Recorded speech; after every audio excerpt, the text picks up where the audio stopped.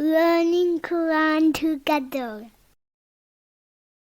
بسم اللہ الحمدللہ والصلاۃ والسلام علی رسول اللہ۔ سورہ الاعراف آیت 21۔ وقاسمہما، اور اس نے ان دونوں کے سامنے قسمیں کھائیں، انی لکما لمن الناصحین، بے شک میں تم دونوں کے لیے خیر خواہوں میں سے ہوں۔ شیطان نے اللہ تعالیٰ کی قسم کھا کر کہا میں تمہاری خیر خواہی کرنے والا ہوں۔ اس طرح آدم علیہ السلام شیطان کے دھوکے میں آ گئے۔ فدلہما، پس اس نے کھینچ لیا ان دونوں کو، بغرور، دھوکے سے۔ شیطان ان دونوں کو نیچے لے آیا، یعنی بلند مرتبے سے نیچے لے آیا۔ آدم علیہ السلام اور حوا کا بلند مرتبہ یہ تھا کہ وہ گناہوں سے دور تھے۔ ابلیس انہیں پاک زندگی کی بلندی سے اتار کر نافرمانی کی دلدل میں اتار لایا، تو انہوں نے آگے بڑھ کر اس درخت کا پھل کھا لیا۔ شیطان انسان کو اپنے راستے پر لانے کے لیے مستقل کوششیں کرتا ہے۔ وہ چاہتا ہے کہ جیسے خود محروم ہوا ہے ایسے ہی انسان کو بھی اللہ تعالیٰ کی رحمت سے محروم کر دے۔ فلما ذاقا الشجرۃ، پھر جب ان دونوں نے درخت کو چکھا، بدت لہما سوآتہما، تو ان دونوں کی شرمگاہیں ایک دوسرے پر ظاہر ہو گئیں، یعنی دونوں کا ستر ظاہر ہو گیا، اس سے پہلے ان کا ستر چھپا ہوا تھا۔ وطفقا، اور وہ دونوں شروع ہو گئے،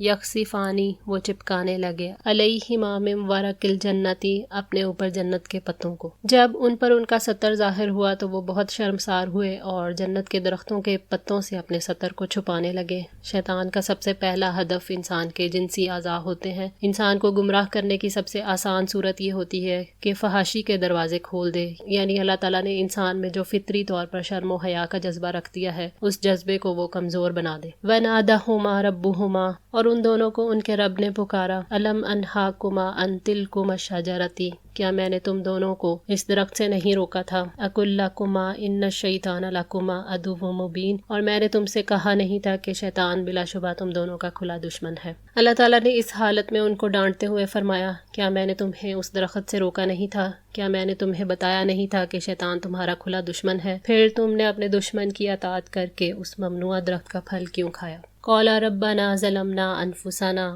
ان دونوں نے کہا اے ہمارے رب، ہم نے اپنی جانوں پر ظلم کیا۔ آدم اور حوا علیہ السلام دونوں نے کہا کہ ہم نے اپنی جانوں پر ظلم کیا ہے، اگر آپ نے معاف نہیں کیا تو ہم خسارہ اٹھانے والوں میں سے ہو جائیں گے۔ اللہ تعالیٰ نے آدم کی ندامت کو دیکھتے ہوئے انہیں توبہ کے الفاظ سکھا دیے اور ان دونوں نے دعا کی، ربنا ظلمنا انفسنا وان لم تغفر لنا وترحمنا لنکونن من الخاسرین۔ ان دونوں نے کہا ہم نے شیطان کی اطاعت کر کے اور آپ کے حکم کی نافرمانی کر کے اپنی جانوں پر ظلم کیا ہے، یعنی ہم سے وہ گناہ ہو گیا جس سے آپ نے ہمیں روکا تھا اور ہم نے اس گناہ کو کر کے اپنے آپ کو سخت نقصان پہنچایا، اور اگر آپ نے گناہ کو نہ مٹایا اور اس قسم کی خطاؤں سے توبہ قبول کر کے معافی کے ذریعے سے ہم پر رحم نہیں کیا تو ہم نے سخت خسارے کا کام کیا۔ تو اللہ تعالیٰ نے ان کی توبہ قبول کر لی۔ یہ آدم علیہ السلام کا رویہ تھا، مگر اس کے برعکس ابلیس اپنی سرکشی پر جمع رہا اور نافرمانی سے باز نہیں آیا۔ تو بس جو کوئی آدم کی طرح اپنے گناہوں کا اعتراف کر کے ندامت کے ساتھ مغفرت کا سوال کرتا ہے اور گناہ سے باز آ جاتا ہے تو اس کا رب اسے چن لیتا ہے اور سیدھی راہ پر ڈال دیتا ہے، اور جو کوئی ابلیس کی طرح اپنے گناہ اور نافرمانی پر جم جاتا ہے تو اس کی نافرمانیاں پھر بڑھتی ہی جاتی ہیں اور اللہ تعالیٰ سے دوری کے سوا کچھ حاصل نہیں ہوتا۔ قَالَ اهْبِطُوا،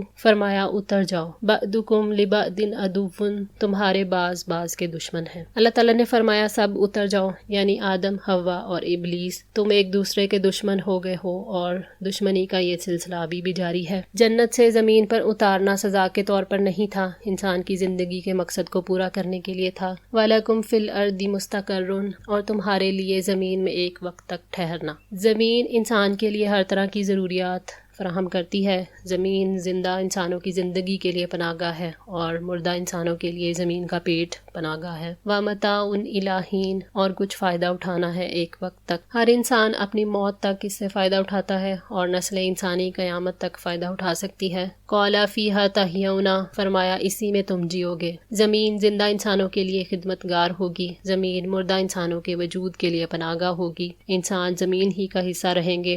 حشر کے دن زمین اپنے سارے بوجھ نکال کر باہر پھینک دے گی، تب تک زمین انسان کے بارے میں اپنی ذمہ داریاں پوری کرنے کی پابند ہے۔ وَفِيهَا تَمُوتُونَ، اور اسی میں تم مرو گے۔ وَمِنْهَا تُخْرَجُونَ، اور اسی میں سے تم نکالے جاؤ گے۔ زندگی، موت اور موت کے بعد کی زندگی زمین ہی کے سپرد ہے۔ اللہ تعالیٰ نے فرمایا مِنْهَا خَلَقْنَاكُمْ وَفِيهَا نُعِيدُكُمْ وَمِنْهَا نُخْرِجُكُمْ تَارَةً أُخْرَىٰ، اسی زمین سے ہم نے تمہیں پیدا کیا اور اسی میں ہم تمہیں لوٹائیں گے اور اسی میں سے ہم تمہیں دوبارہ نکالیں گے۔ سورۃ طہ آیت 55۔ یا بنی آدم قد انزلنا علیکم لباسا، اے اولاد آدم یقیناً ہم نے تم پر لباس اتارا، یواری سوآتکم جو تمہاری شرمگاہوں کو چھپاتا ہے، وریشن اور زینت ہے۔ اللہ تعالیٰ نے لباس نازل کیا ہے، یعنی اس کو پیدا کیا اور اس کا رزق دیا تاکہ عبادت اور اطاعت کرنے میں مدد ملے۔ اس میں لباس کے 2 فائدے بتائے گئے ہیں، ایک ستر پوشی، دوسرے سردی گرمی سے حفاظت اور آرائش۔ اسلام میں ستر کے ڈھانکنے کی اس قدر تاکید فرمائی ہے کہ تنہائی میں بھی ننگا رہنے کی اجازت نہیں۔ ایک صحابی نے عرض کیا، یا رسول اللہ اگر کوئی شخص تنہائی میں ہو تو شرم کی جگہ کھولنے میں کیا حرج ہے؟ اس پر آپ نے ارشاد فرمایا کہ اللہ تعالیٰ اس کا زیادہ مستحق ہے کہ اس سے شرم کی جائے۔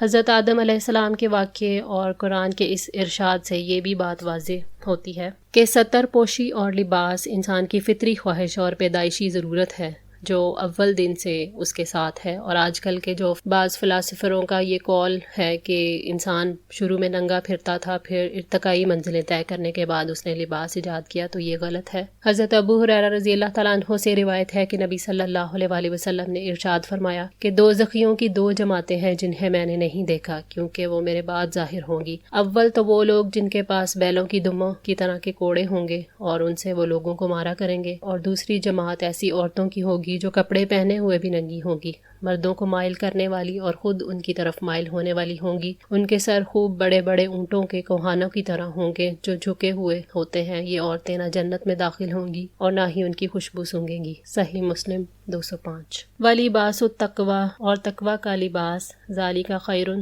یہ بہترین ہے۔ تقویٰ روح کا لباس ہے۔ عبد الرحمن بن اسلم نے کہا، جو اللہ تعالیٰ سے ڈرے اور اپنی شرمگاہ کو چھپائے تو یہ لباس تقویٰ ہے۔ تقویٰ اللہ کا ایسا ڈر ہے جو انسان کے شعور پر غالب رہتا ہے۔ یہ غلبہ اسی طرح کا ہے جیسے انسان کے جسم پر لباس کا ہوتا ہے۔ تقویٰ اللہ تعالیٰ سے ثواب کی امید سے اس کی اطاعت کرنے اور اس کے عذابوں کے خوف سے اس کے منع کیے ہوں سے رکنے کا نام ہے۔ انسان جب ان ساری کیفیات اور اعمال کو اوڑھ لیتا ہے تو یہ تقویٰ کا لباس بن جاتا ہے جو اس کے دل کی زینت بنتا ہے۔ ذالک من آیات اللہ یہ اللہ تعالیٰ کی نشانیوں میں سے ہے، لعلہم یذکرون تاکہ لوگ سبق حاصل کریں۔ یعنی لباس اللہ تعالیٰ کی نشانیوں میں سے ہے۔ اس ظاہری لباس سے تم اپنے باطنی لباس کے لیے مدد لوگے، یعنی ظاہری حیا سے باطنی حیا اور ایمان کے لیے مدد ملے گی۔